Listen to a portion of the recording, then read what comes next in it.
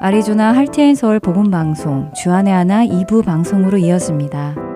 주안의 하나 2부에는 우리의 신앙을 점검하고 주님을 향해 다시 집중하게 인도하는 프로그램 전심으로와 은혜의 설교 그리고 선교지에서 겪은 일들을 나누는 부르신 곳에서가 준비되어 있습니다. 먼저 전심으로 들으시겠습니다.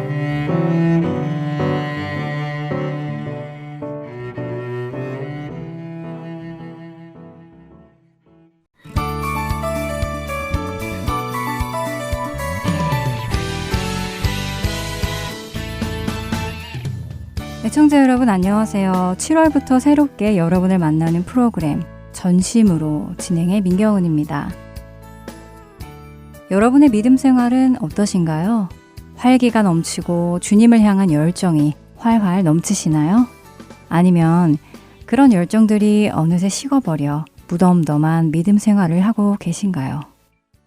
혹시 한 번도 주님을 위해 활활 타오른 적이 없어 보신 분 있으신가요?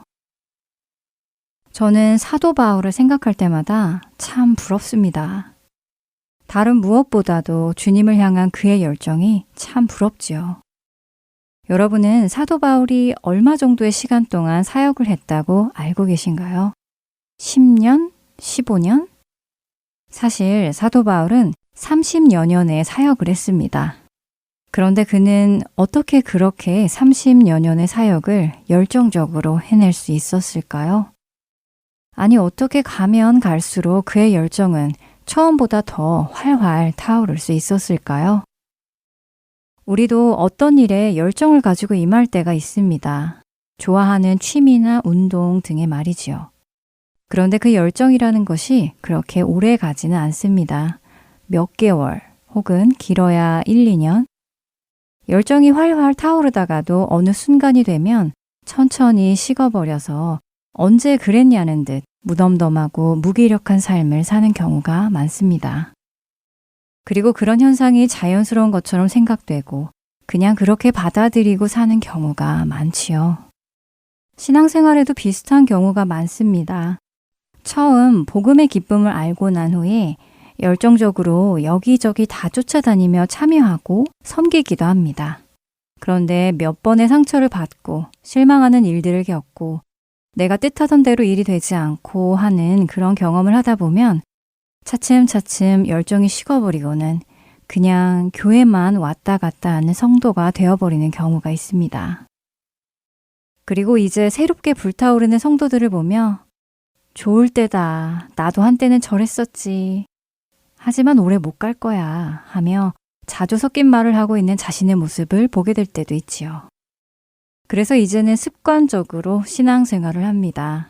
큐티를 해야 하니 큐티를 하고, 기도를 해야 하니 기도를 하고, 주일에 예배를 드려야 하니 예배를 드리고, 봉사를 해야 하니 봉사를 하고 하는 무기력한 신앙생활. 혹시 여러분의 신앙생활의 모습은 아닌가요? 사실 저희 할텐서울 복음방송을 들으시는 청취자분들은 그렇지는 않으실 것이라 생각합니다. 만일 그렇게 무기력한 신앙생활을 하시는 분들이라면 이 방송을 들을 만한 열정도 없으실 것 같은데요. 그래도 언제 어떻게 우리에게 그런 신앙의 무기력함이 찾아올지도 모르지요. 그런 때가 오기 전에 미리 공부를 해서 준비를 한다면 좋겠지요. 그리고 혹시 지금 주변에 무기력한 신앙생활을 하고 계시는 분들이 있다면 이 프로그램을 소개해 주셔도 좋을 것 같습니다. 앞으로 13주 동안 여러분과 전심을 다해 기쁘고 활력 있는 신앙생활을 위한 주제들을 다루어 보려고 합니다. 만일 여러분 안에 지금 현재보다 더 하나님과의 열정적인 관계에 들어가고 싶다는 마음이 있으시다면 함께 공부해 나가기를 원합니다. 먼저 성경을 통해 한 사람의 이야기를 보도록 하겠습니다. 다윗 왕은 자신의 뒤를 이어 이스라엘의 왕이 될 자로 아들 솔로몬을 선택했습니다. 그리고 자신의 죽음이 가까이 왔을 때 열왕기상 2장 2절에서 솔로몬에게 마지막 유언으로 너는 힘써 대장부가 되라 라고 말해주지요. 지난주 6월 29일 방송 중 4부에 있는 바이블 드라마를 들어보시면 열왕기상 2장의 내용을 들어보실 수 있습니다. 그렇게 다윗은 솔로몬에게 힘써 대장부가 되라고 해주며 열왕기상 2장 3절에 내 하나님 여호와의 명령을 지켜 그 길로 행하여 그 법률과 계명과 율례와 증거를 모세의 율법에 기록된 대로 지키라. 그리하면 내가 무엇을 하든지 어디로 가든지 형통할지라 라고 해주지요. 아버지 다윗으로부터 이런 축복을 받은 솔로몬. 성경은 열왕기상 2장 마지막 절을 나라가 솔로몬의 손에 견고하여 지니라 라고 끝을 맺습니다. 이 이후에 어떤 일이 일어날까요? 다음 장인 열왕기상 3장 3절에서 9절을 읽어보겠습니다. 솔로몬이 여호와를 사랑하고 그의 아버지 다윗의 법도를 행하였으나 산당에서 제사하며 분향하더라. 이에 왕이 제사하러 기브온으로 가니 거기는 산당이 큼이라. 솔로몬이 그 제단에 1000번제를 드렸더니 기브온에서 밤새 여호와께서 솔로몬의 꿈에 나타나시니라. 하나님이 이르시되 내가 내게 무엇을 줄꼬 너는 구하라.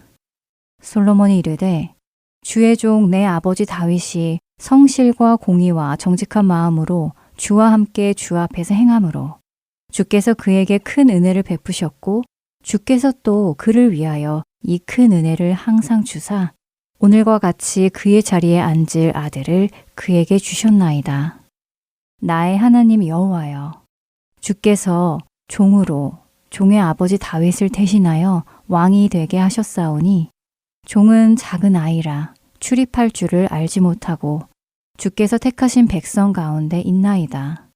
그들은 큰 백성이라 수요가 많아서 셀 수도 없고 기록할 수도 없사오니 누가 주의 이 많은 백성을 재판할 수 있사오리이까. 듣는 마음을 종에게 주사 주의 백성을 재판하여 선악을 분별하게 하옵소서. 3절의 성경은 솔로몬을 어떤 사람으로 묘사하고 있나요? 그렇습니다. 솔로몬이 여호와를 사랑하고 그의 아버지 다윗의 법도를 행하였다고 하시지요.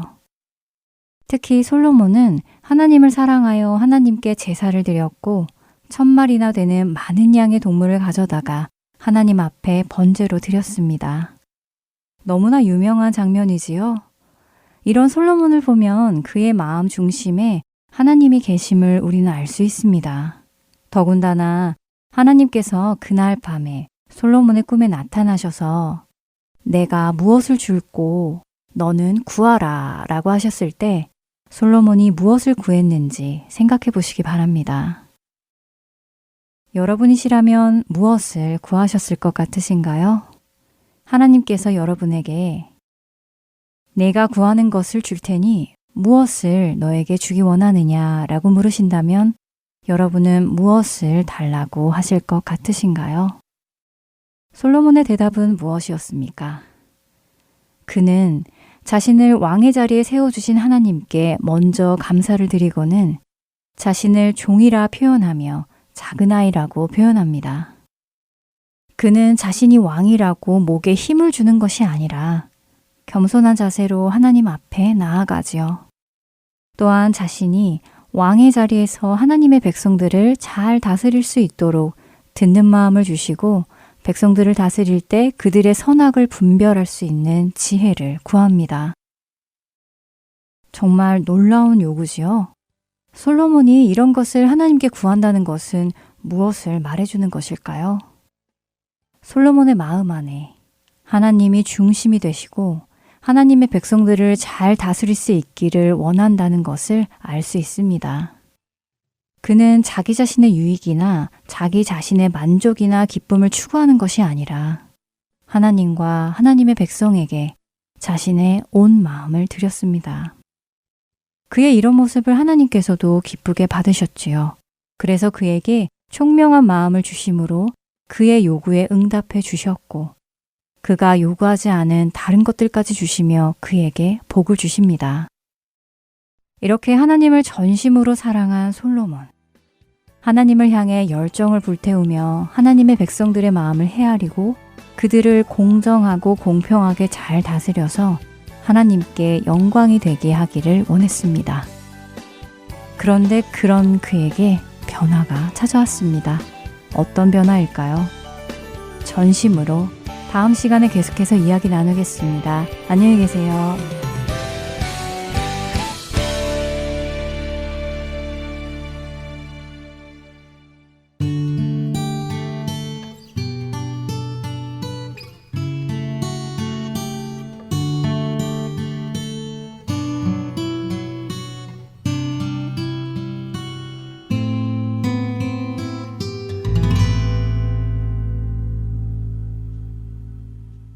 갈릴리 작은 시골길 따라 우리에게 오신 주님, 그 겸손하고 깊은 마음 사람들 알지 못했지만 그 빛이 우리 가운데 오사 우리의 어둠을 비추시며 우리가 있었던 어둠에서 우리를 구원했네.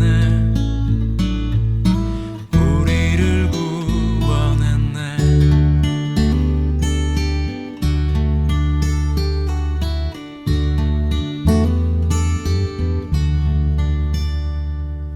그분 가는 곳 그 어디든지 하신 말씀 무엇이든지 그 눈길 닿는 이 누구든지 세상의 것과는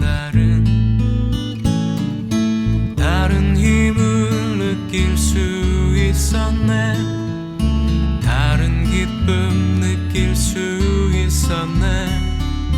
다른 평안 가질 수 있었네. 그분 만난 날부터 그분 만난 날부터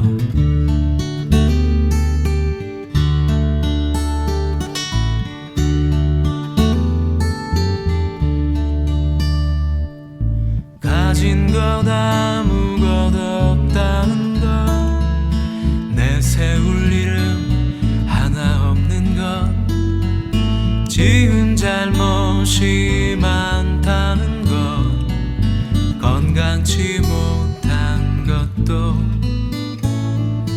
아무런 문제 되지 않았지. 이미 우린 그분의 형제였네. 우리는 그분의 친구였네. 그 사랑 앞에서 그 이해 안에서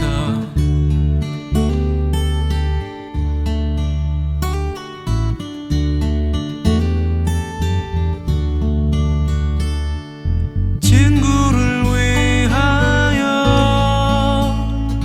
자기 목숨을 줄 수 있다면 이보다 더 큰 사랑 없나니. 말씀하신 대로 그분은 우릴 위해 주사 나의 모든 짐을 대신 지신 하나님. 다시 사셔서 내 안에 계신 그분은 나의 주님. 이 세상 많은 이름 중 가장 귀한 이름. 그 갈릴리 작은 시골길 따라 나의 이 길도 시작되리니 내가 살아간다는 것은 그분을 닮는 것. 그 길 위에 서는 것.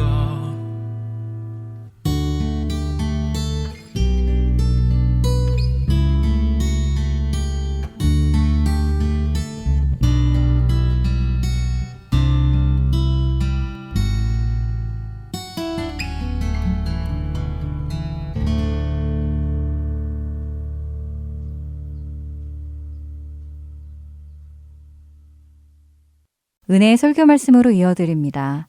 오늘은 서울 주님의 십자가교회 서정곤 목사님께서 크리스찬, 행복한 고통자라는 제목의 말씀 전해주십니다. 은혜의 시간 되시길 바랍니다.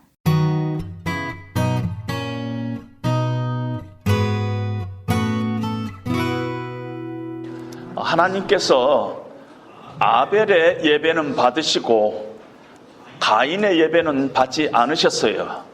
그리고 성경은 그 이유를 분명히 우리에게 설명을 하고 있지 않습니다. 다만 히브리서 11장에 보니까 아벨은 믿음으로 하나님 앞에 예배했다는 정도의 힌트가 있을 뿐입니다. 왜 아벨의 예배는 하나님께서 받으시고 가인의 예배는 받지 않았느냐? 믿음으로. 아벨은 믿음으로 드렸으니까 가인은 믿음으로 드리지 않았지 않았을까? 우리가 그 정도로 짐작할 뿐입니다. 그러나 우리가 그 이유, 왜 하나님께서 아벨의 예배는 받으시고 가인의 예배는 받지 않으셨을까? 그 이유를 찾기 위한 한 가지 방법으로 가인이라는 이름이 갖고 있는 뜻이 무엇인가? 아벨이라는 이름이 갖고 있는 뜻이 무엇인가? 언어적인 추적을 우리가 지난번에 했습니다.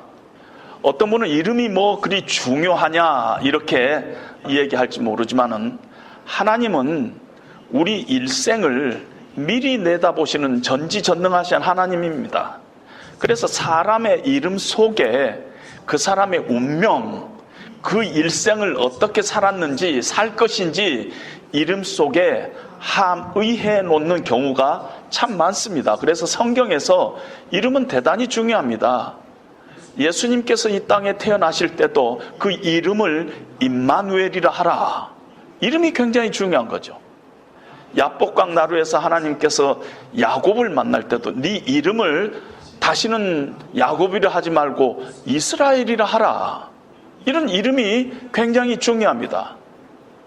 우리가 주기도문을 드릴 때도 마지막에 예수님 이름으로 기도합니다. 왜 이름으로 기도하냐는 거예요. 그 이름이 참 중요하다는 거예요.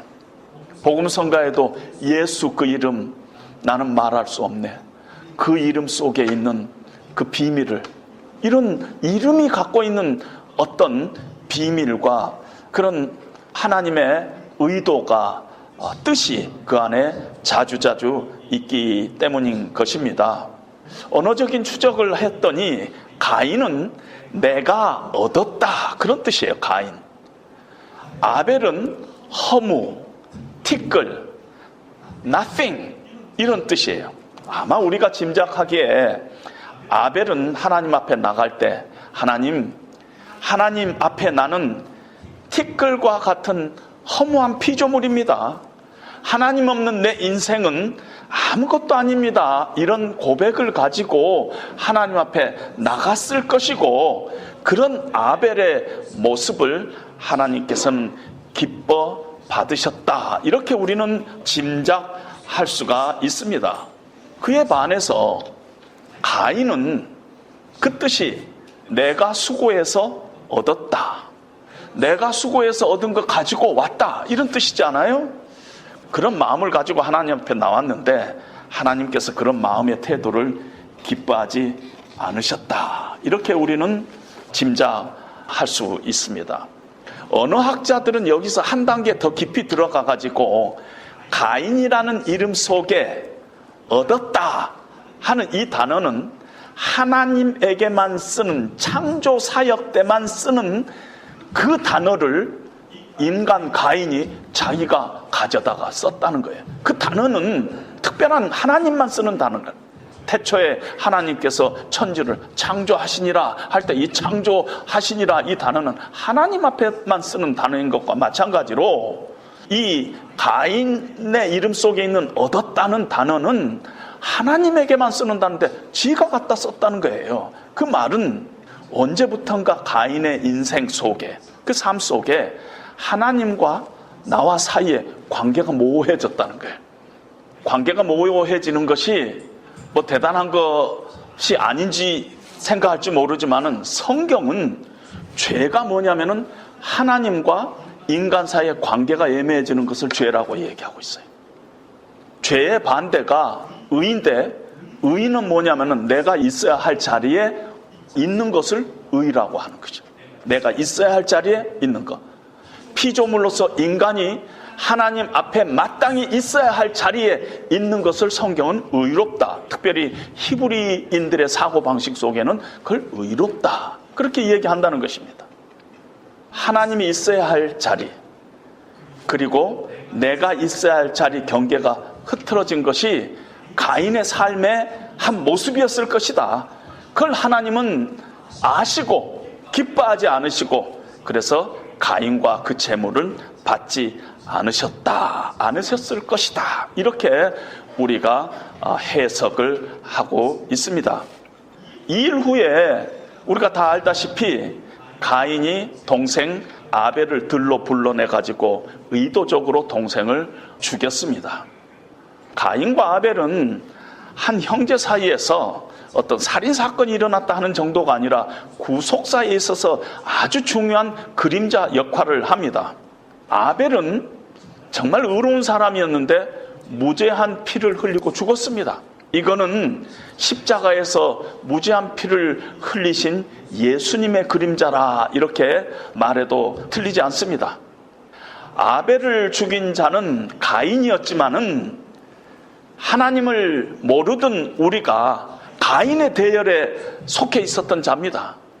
그래서 예수님을 십자가에 못 박을 때 그 군중의 무례한 군중 속에 우리도 있었다는 것이에요.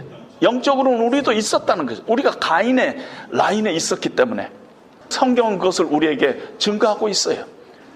이사야서 53장에 보면 그가 찔림은 우리의 허물을 인하며 그가 상함은 우리의 죄악을 인함이라.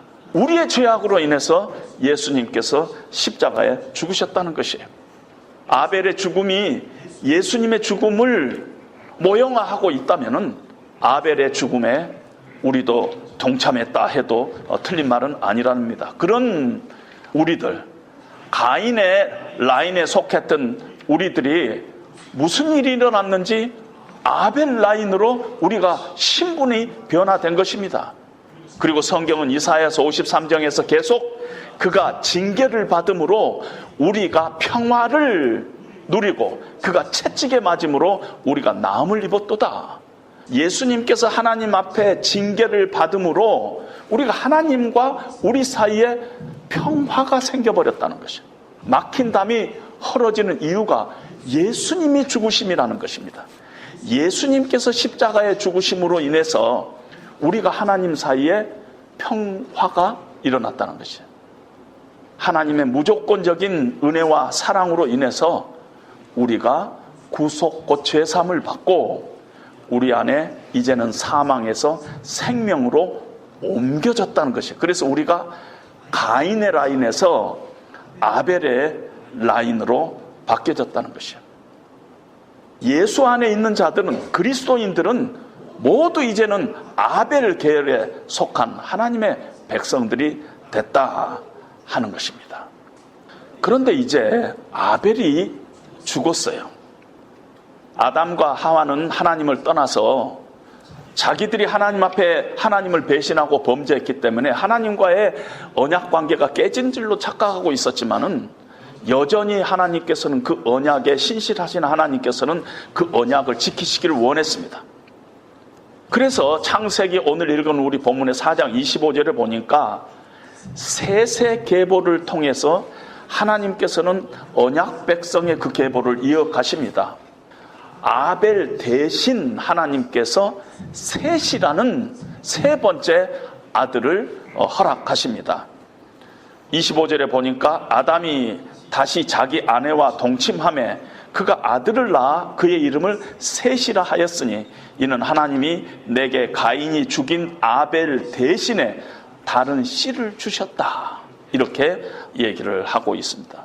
셋째인 셋을 하나님께서 아벨 대신 주셨다는 것입니다. 그런데 특별히 여기 보니까 다른 씨를 주셨다 이러면서 제라라는 단어를 쓰고 있어요. 제라, 씨라는 단어를 쓰고 있는데 이 씨가 창세기 3장 15절에 그대로 똑같은 단어가 나옵니다. 창세기 3장 15절은 학자들 간의 원시복음이라는 점에서 모두가 동의를 하고 있습니다. 내가 너로 여자와 원수가 되게 하고 내 후손도 여자의 후손과 원수가 되게 하리니 여자의 후손은 네 머리를 상할 것이요 할 때 이 여자의 후손은 예수 그리스도의 모형이라는 것입니다. 여기서 말하는 후손도 제라라는 단어를 쓰고 있습니다.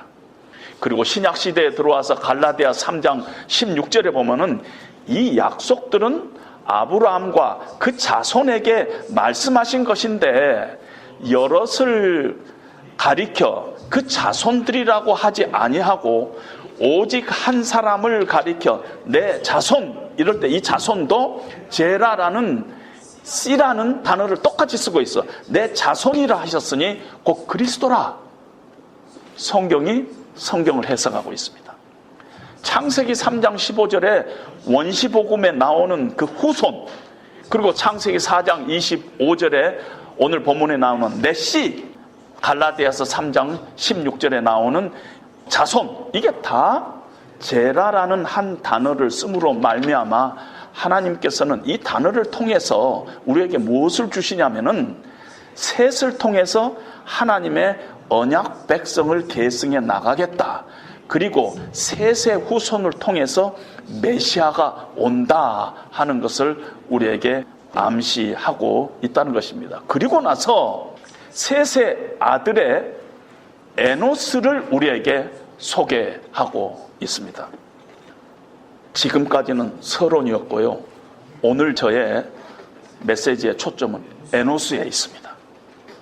에노스를 하나님께서 허락했어요. 4장 26절에 보니까 셋도 아들을 낳고 그의 이름을 에노스라 하였으며 그때에 비로소 여호와의 이름을 불렀더라. 그러면 여호와의 이름을 불렀더라는 것은 하나님을 예배하기 시작했다 한데, 그러면은 누가 예배하기 시작했느냐면은 셋 혹은 에노스 혹은 셋과 에노스, 이렇게 우리가 해석을 막연하게 사람들 하지 않고 셋 가문이, 셋 가족이 하나님을 예배하기 시작했다, 이렇게 해석을 하는 것이 맞다 하는 것입니다.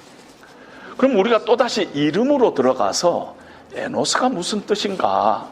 에노스는 연약함이란 뜻이에요. 죽을 수밖에 없는 유한한 존재라는 뜻입니다.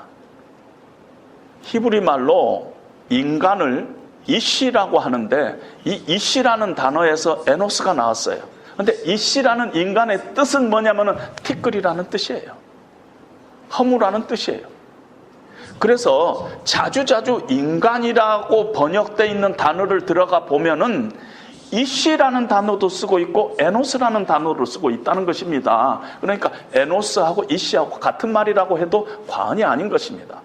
얕은 에노스는 연약함이란 뜻이고 죽을 수밖에 없는 유한한 존재, 이런 뜻입니다. 여기서 질문이 생기는 게, 어떻게 셋이 자기 아들을 낳고 이름을 에노스라고 지었을까? 아들 이름을 죽을 수밖에 없는 유한한 존재, 이렇게 지었을까? 우리 인생은 죽을 수밖에 없는 참 하나님 앞에 연약하고 티끌 같은 존재구나. 그걸 깨닫고 아들 이름을 에노스라고 지었다, 이런 생각을 하게 됩니다. 그런데 우리 인생이 에노스임을 깨달으면은, 우리 인생이 정말 죽을 수밖에 없는 존재임을 깨달으면은, 우리 인생이 정말 티끌 같은 그런 존재인 것을 깨달으면은, 죽음 이후에는 아무것도 보장이 안 된다는 걸 깨달으면은 하나님을 찾게 돼 있어요. 하나님. 내 실존이, 내 한계가 에노스다. 에노스다. 그러면은 에노스로서 끝나는 것이 아니라 죽음 이후에 나에게 영원한 생명을 주실 수 있는, 죽음 이후의 삶을 완벽하게 쥐고 있는 하나님을 찾을 수밖에 없다는 것입니다. 그것이 예배예요. 예배의 본질은 내 존재의 본질, 한계를 깨닫고 하나님을 인식하는 자리로 나가는 것이 예배라는 것입니다. 그런데 여기서 한 단계 우리가 더 내려가 보자는 거예요. 뭐냐면은 에노스의 어근을 찾아봐서, 어근. 여러분, 우리 한글에도 한국 단어에도 이 단어가 있으면 그 밑에 어원이라는 게 있고 어근이라는 게 있잖아요. 어근을 찾아갔더니 에노스가 어디에서 나온 말이냐면은 아나시라는 어근에서 나왔어요. 여러분, 아나시는 기억하세요. 아나시. 에노스는 성경에 있으니까 여러분 기억하지 않아도 찾으면 되지만은 아나시는 어디에도 찾아볼 수 없을 거예요. 아나시에서 나온 거예요. 그래서 아나시를 성경에서 뒤져봤더니 에레미야 15장 18절에 나의 고통이 계속되며 상처가 중하여 낫지 아니하면 어쩌민고 하는 말이 나오는데, 에레미야가 이렇게 탄식하는 말이 나오는데, 그때 고통, 상처를 아나시를 쓰고 있어요. 고통, 아나시, 상처, 아나시. 그 다음에 이사야서 17장 11절에 보니까 근심과 심한 슬픔의 날에 하는데, 근심 그리고 슬픔, 이거는 단어를 찾아봤더니 아나시. 그러니까 다른 말로 표현하면은 아나시는 무슨 뜻이냐면은 고통, 근심, 슬픔, 상처, 질병, 이런 뜻이라는 거예요. 아나시라는 거예요.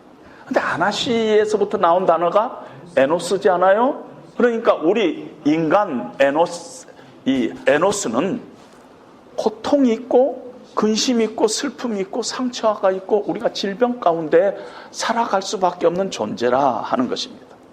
에노스는 자기의 실존이 죽을 수밖에 없는 자라, 하나님 앞에 나는 티끌과 같은 존재다 하는 뜻이 에노스인데, 그렇게 고백을 하는 것은 바로 하나님을 예배하는 자들이에요. 하나님 앞에 있는 자들이에요. 그리고 그 하나님을 예배하는 자들은 크리스찬이라고 우리가 부르죠. 우리가 에노스예요.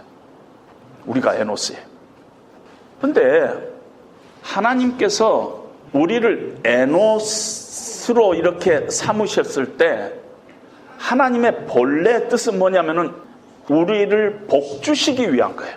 하나님이 우리를 창조하실 뿐만 아니라 하나님의 백성 에노스로 삼는 이유는요, 우리에게 복주시기 위함이에요. 그래서 오늘 제가 5장 2절을 이렇게 오늘 본문에 붙였어요. 하나님이 그들에게 복을 주시고 그들의 이름을 사람이라 했는데요, 하나님이 그들에게 복을 주시고 그들의 이름을 사람이라고 했어요. 그러니까 하나님이 인간을 창조하신 본래의 목적은 복을 주시는 거예요. 특별히 하나님의 백성들은 하나님께서 신명기에 모세를 통해서, 모세 입을 통해서 이스라엘아 너는 행복한 사람이로다 하고 선포를 하고 있다는 것입니다. 그래서 크리스찬은 어떤 자들이냐면은 첫 번째, 본래적으로 하나님께서 우리를 행복한 자로 만든 거예요. 행복한 자로 삼는 것입니다. 그런데 동시에 행복자이면서 우리 안에 아나시를 갖고 사는 사람이라는, 아나시 뭐였어요? 근심과 슬픔과 고통과 질병의 인생의 짐을 지고 살고 있는 사람이 아나시예요. 그러니까 크리스찬은 우리가 아나시인데, 우리는 본래적으로 하나님께서 행복한 자로 우리를 이렇게 삼으셨어요. 행복한 자인데, 그럼에도 불구하고 우리에게 무엇이 있느냐 하면은 아나시가 함께 있다는 것이에요. 인생의 짐이 같이 있어요. 근심과 슬픔과 고통과 질병의 그런 실존 안에 우리가 살 수밖에 없는 존재라는 것입니다. 저는 여기서 한 단계 더 내려갔어요. 뭐냐면은 하나님의 백성 에노스는 자기의 아나시만 지고 갈 뿐만 아니라 다른 사람의 아나시도 감당해야 할 소명을 가진 자라는 것이죠. 목사님 왜 그렇게 생각하시느냐? 왜 우리의 아나시, 우리의 실존이 아나시예요? 우리 안에 질병이 있고 고통이 있고 이 슬픔이 있고 근심이 있어요. 그건 알겠어요. 그런데 크리스찬은 왜 다른 사람의 아나시까지 감당해야 될 그런 소명이 있다고 생각하십니까? 창세기 이렇게 보면은요, 하나님께서 두 가지 질문을 우리에게 하십니다. 특별히 크리스찬으로서 하나님의 백성으로 이 땅에서 살아가는데 두 가지 질문을 하시고, 우리 크리스찬은 하나님의 이 두 가지 질문에 답을 채워가는 것이 우리 크리스찬의 인생이다. 그렇게 얘기할 수 있습니다. 창세기 3장 9절에 보면은 하나님께서 아담에게 이런 질문을 하십니다. 아담아, 네가 어디 있느냐? 네가 어디 있느냐? 제가 지금 화장실에 있어요. 그런 거 묻는 게 아니죠. 아담아, 네가 어디가 있느냐? 하나님과 우리의 관계 속에서 존재적으로 네 지금 어떤 상태에 있느냐? 하나님이 네가 어디가 있느냐 하고 묻습니다. 그리고 가인과 아벨의 사건에서 창세기 4장 9절에 보면은 하나님께서 네 아우 아벨이 어디 있느냐? 네 아우 아벨이 어디 있느냐? 만약에 우리가 내 주변에 아벨이 하나도 안 보여요. 그리고 아벨이 보여도 가인처럼 내가 아벨을, 내 아우를 지키는 자이니까 하는 그런 마음이 우리 가운데서 일어나고 그런 가치관을 가지고 우리가 인생을 살고 있다면 성경은 그것을 죄라고 얘기하고 있어요. 네 이웃이 내가 이웃 지키는 자입니까? 나만 살기도 지금 힘든데 내가 내 이웃을 생각할 자입니까? 이 두 가지 질문을 우리 크리스찬들에게 하나님께서는 주시고, 이 질문을 우리가 우리 인생 가운데서 채워가야 되는 것이에요. 그렇기 때문에 나의 아나시뿐만 아니라 내 이웃의 아나시까지 내가 짊어지고 가야 하는 그런 소명이 크리스찬에게 있다는 것입니다. 그래서 저는 오늘 설교의 제목을 크리스찬, 행복한 고통자, 이렇게 한 이유가 여기에 있는 것이에요. 행복한 고통자예요. 행복해요. 그러나 우리 안에 나의 아나시뿐만 아니라 이웃의 아나시까지 우리가 신경 쓰고 살아가야 할 그런 고통이, 우리식으로 보면은 고통이 우리 가운데 있다는 것입니다. 문제는요, 우리가 이런 나의 아나시뿐만 아니라 내 이웃의 아나시까지 우리가 감당하면서 살기에는 우리 안에 너무 능력이 없어요. 그런 힘이 없어요. 내 짐 혼자 지기도 어렵고요, 남의 짐 짊어지고 살 힘과 실력이 안 돼요. 능력이 안 돼요. 마음도 없어요. 내 짐은 내 짐이니까 내가 어떻게 한다 하지만은 남의 짐은요, 능력이 없을 뿐만 아니라 마음도 안 돼요. 마음도 안 가요. 그런데 우리 하나님의 백성들은 늘 하나님 앞에 예배하는 자잖아요. 하나님 앞에 나가야 되는 것이에요. 그럴 때마다 하나님의 이 질문에 대해서 우리가 뭔가 답변을 해야 될 그런 입장에서 늘 하나님 앞에 우리가 섭니다. 그러다 보니까 우리도 모르는 사이에 뭔가 성과를 가지고 나가고 싶어요. 뭔가 일주일을 잘 하나님 앞에 뭔가 보여주고 싶은 게 우리의 마음인데, 정말 진솔하게 우리 자신을, 하나님 앞에 선 우리 자신을 바라보면은 내가 하나님 앞에 내놓을 게 하나도 없어요. 지난 일주일간 살아온 것들을 내 손에 다 모으면은 죄밖에 없어요. 사실 죄밖에 없어요. 내가 드릴 것이 아무것도 없다는 것입니다. 그래서 고민이 생기는 거예요. 그런데 똑같은 고민을 누가 했느냐면은 다윗이 했어요.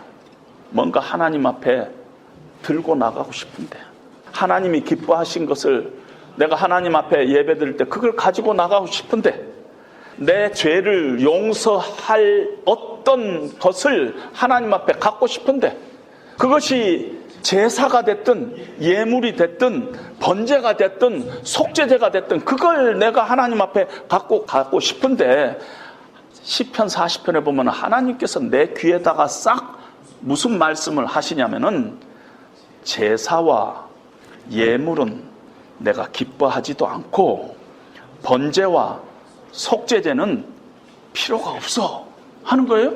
그럼 나보고 어떠란 말이에요? 근데 하나님께서 그때 뭐라고 말씀하시냐면 내가 한 몸을 준비했다는 거예요. 네가 뭐 갖고 올 거 없어. 난 그거 필요하지도 않고 내가 원하지도 않고 소용도 없어. 그 대신 내가 한 몸을 예비했다는 것입니다. 그리고 히브리서 10장 5절에는 그 시편 40편의 말씀을 그대로 갖다가 해석을 합니다.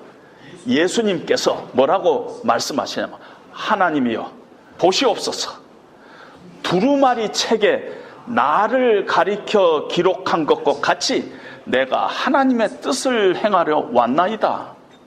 하나님이 예비했던 그 한 몸이 바로 나의 예수님 자신이에요. 내가 왔나이다.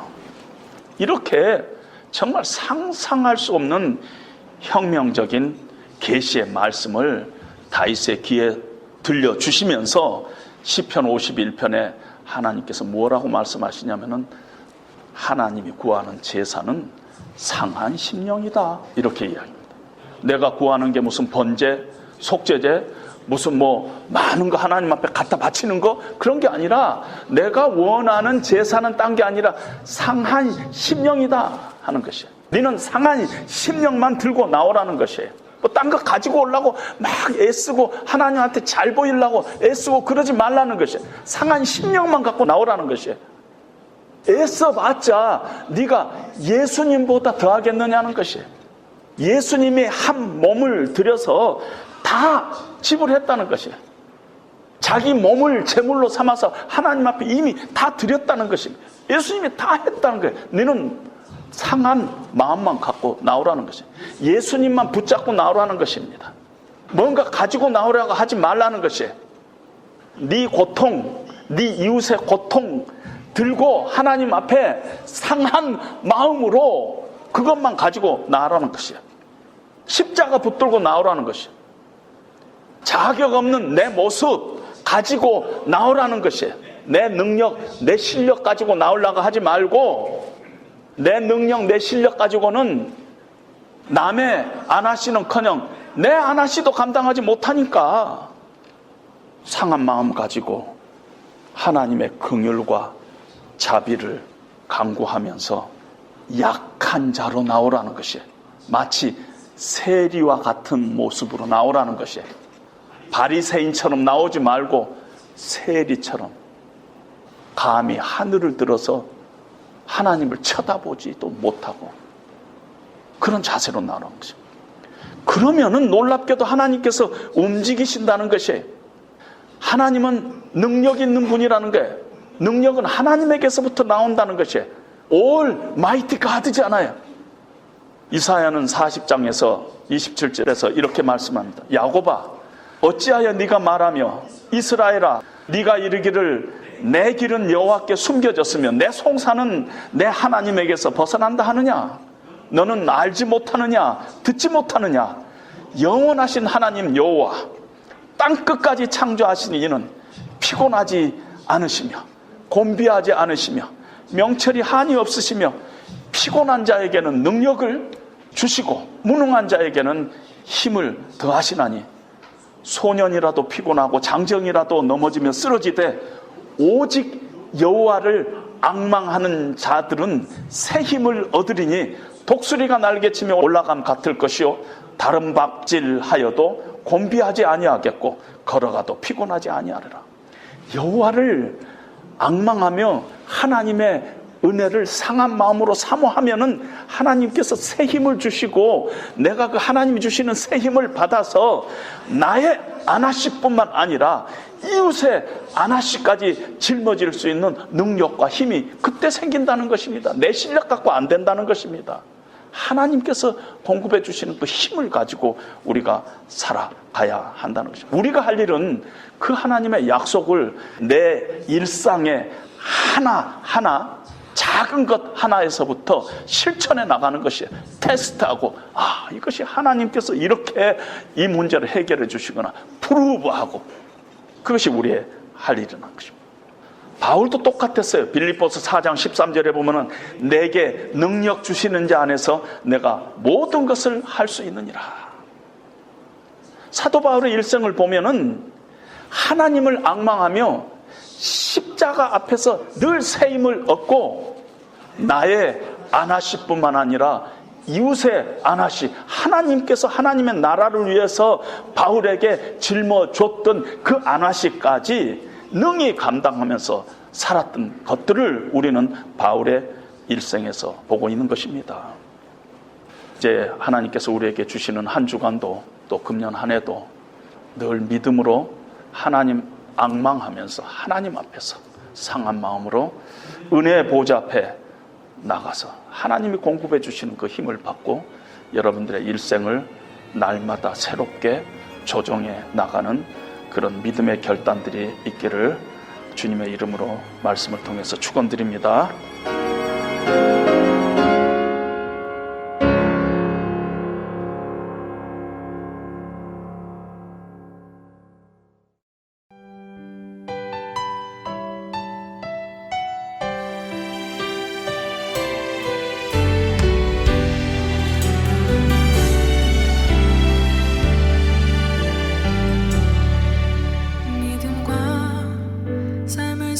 살아내는 실력이 너무나 다른 내 모습을 볼 때에 이 모습도 주가 사랑하실까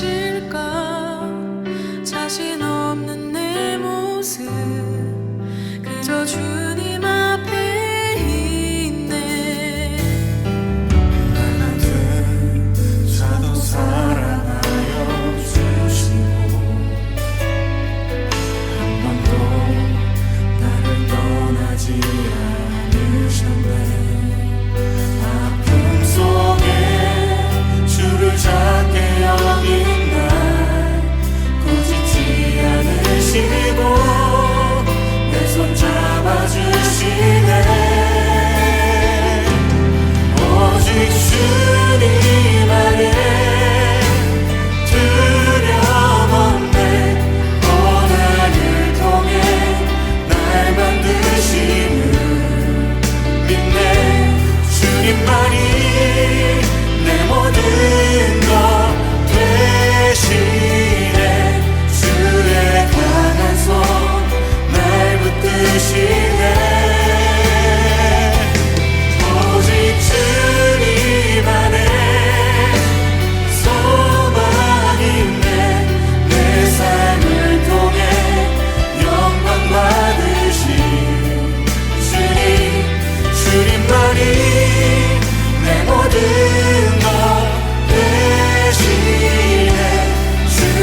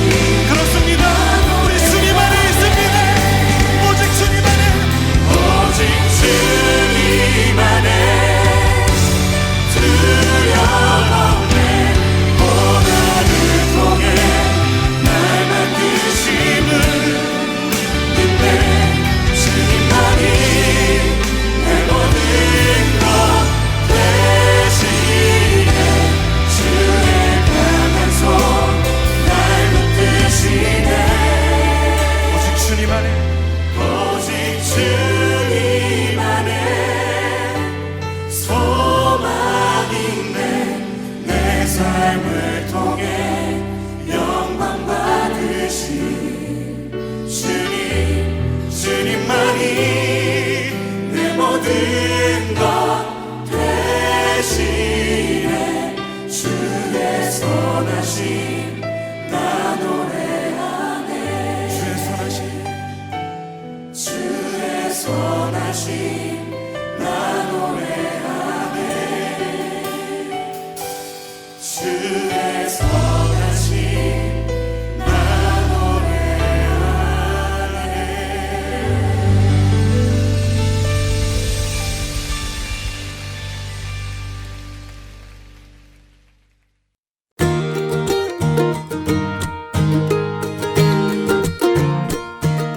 하트앤서울 복음방송은 봉사자분들의 손길을 거쳐 깨끗한 음질로 생명이신 예수 그리스도를 전하는 선교회입니다. 방송 프로그램의 자금 제거, 볼륨 작업 등의 도움을 주실 편집 봉사자들을 찾고 있습니다. 사무실에 방문하여 봉사하실 수 있고 집에서 컴퓨터로 봉사하실 수도 있습니다.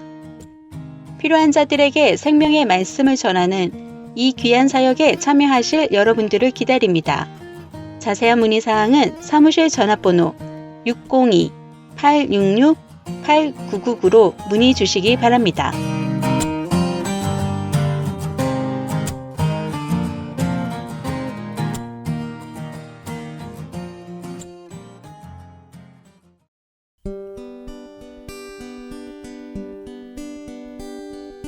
기쁜 소식 사랑으로 땅끝까지 전하는 하렌소.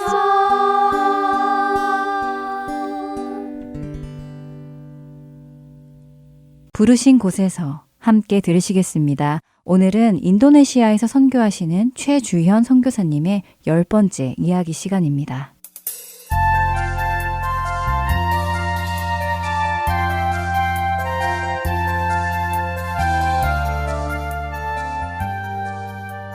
셋째 하연이는 제 면류관이었습니다. 40세가 되어 임신을 알았을 때는 잠시 당황했지만 동현이 서연이를 키울 때보다 좀 더 느긋한 마음으로 할머니가 손자 키우는 느낌으로 사랑을 흠뻑 주며 재미나게 키웠습니다.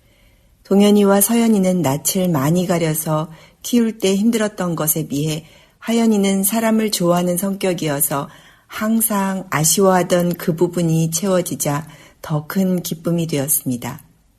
그러다 2년 반 터울로 또 다른 늦둥이 넷째 정연이가 태어났습니다.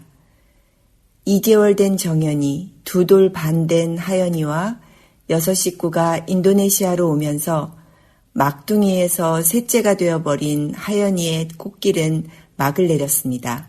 동현이가 만 4살 때 몽골에 들어갔던 것처럼 하연이도 만 3살쯤에 인도네시아에 들어갔습니다.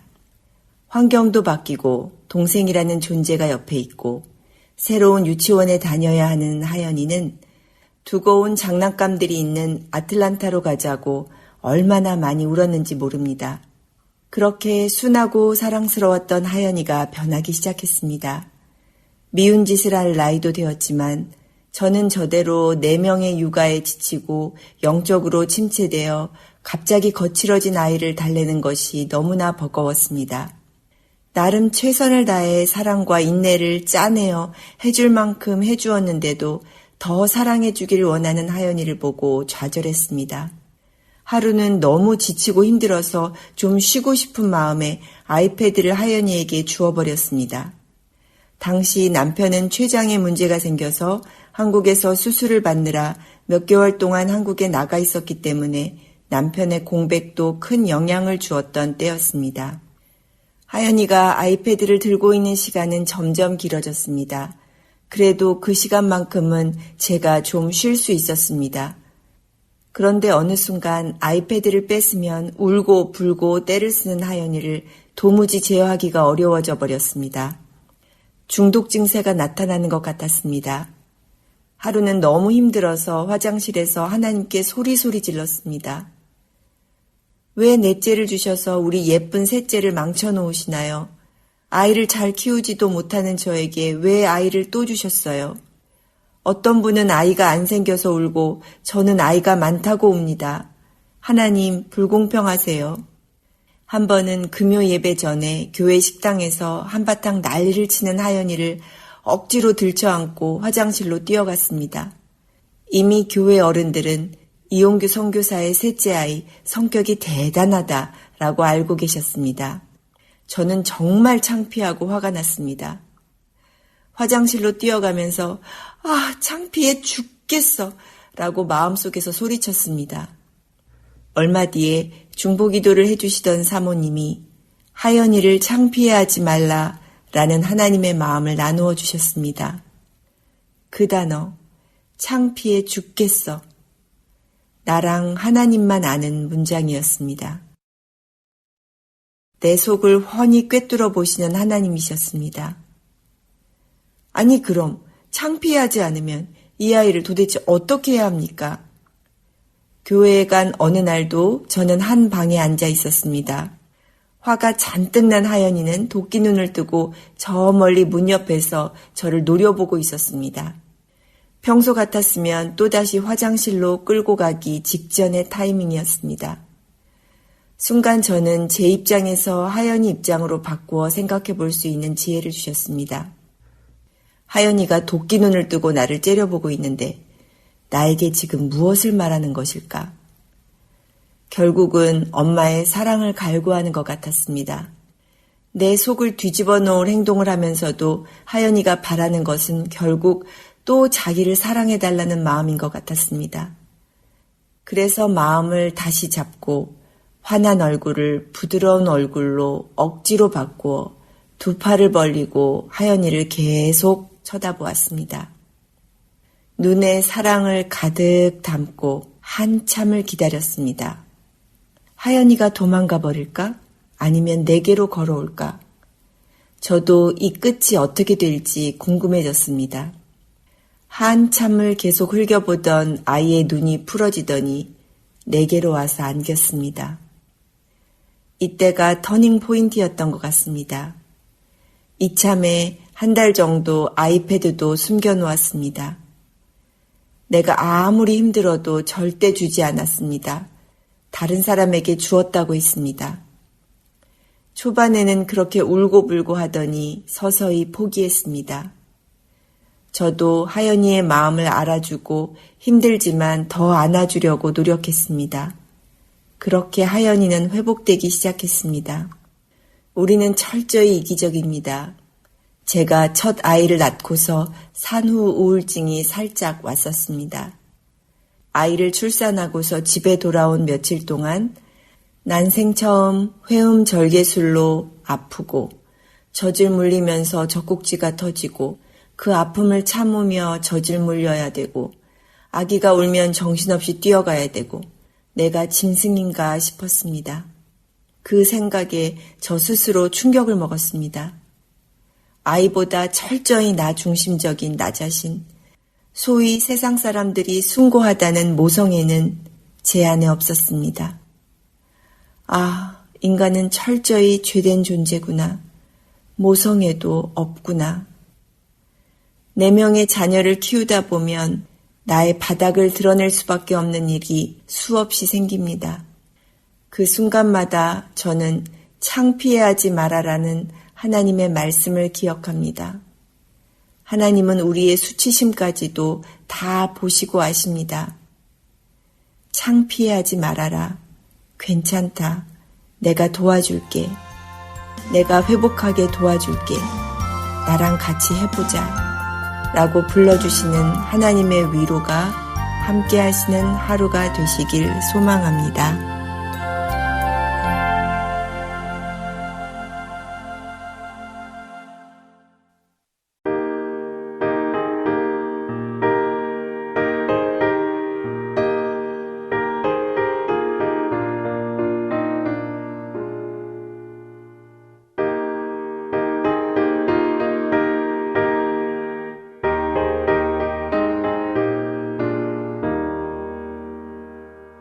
저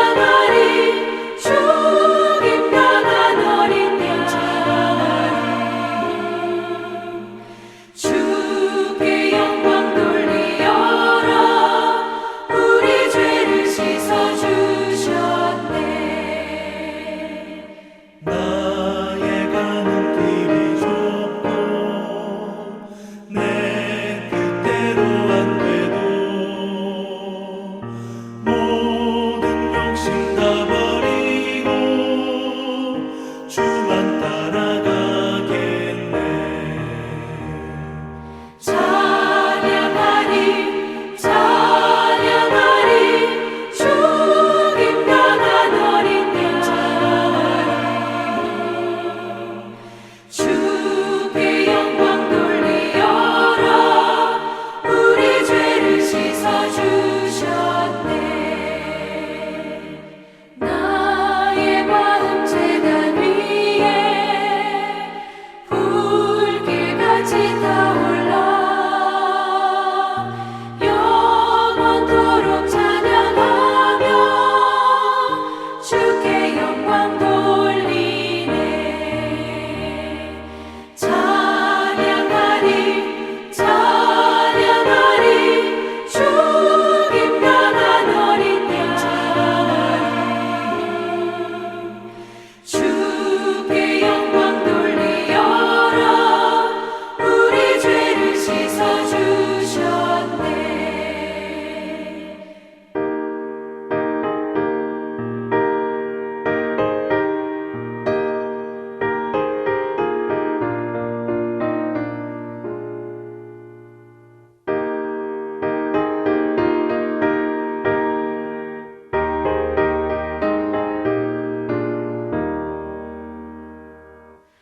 한량없는 주의 은혜 나를 영접하셨네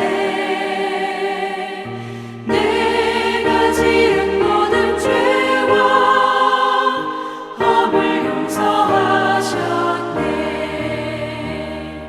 찬양하리 찬양하리 죽임당한 어린 양 주께 영광 돌리어라 우리 죄를 씻어주셨네 성부 하나님께 영광 성자 예수께 영광 성령님께 또한 영광 모두 돌려드리세 찬양하리 찬양하리 죽임당한 어린 양 주께 영광 돌리어라 우리 죄를 씻어주셨네